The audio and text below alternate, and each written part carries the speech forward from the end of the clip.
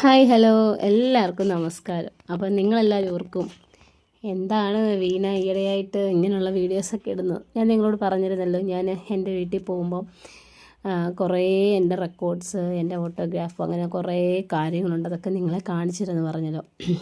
ഇത് പറയുമ്പോൾ തന്നെ എൻ്റെ സൗണ്ടൊക്കെ ഇടറുന്നുണ്ട്.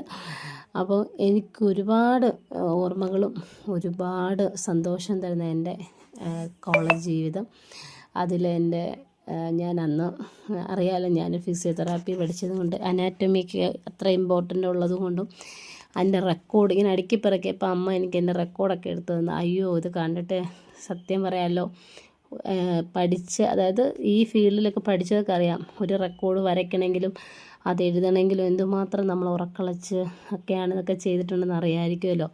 അപ്പം അതുപോലെ തന്നെ പലരും റെക്കോർഡൊക്കെ വരയ്ക്കാൻ കൊടുക്കുമായിരുന്നു ക്യാഷ് കൊടുത്ത്. നമുക്കറിയാമല്ലോ, നമുക്കതിനുള്ള സാമ്പത്തികമൊന്നുമില്ല. ഒരു ഓട്ടോഗ്രാഫ് മേടിക്കാൻ പോലും എൻ്റെ ആ സമയത്ത് പൈസ ഇല്ലാത്ത സമയത്താണ് എന്നെ പഠിപ്പിക്കാനൊക്കെ വിട്ടത്, ഹോസ്റ്റലിലൊക്കെ നിർത്തി പഠിപ്പിച്ചതൊക്കെ.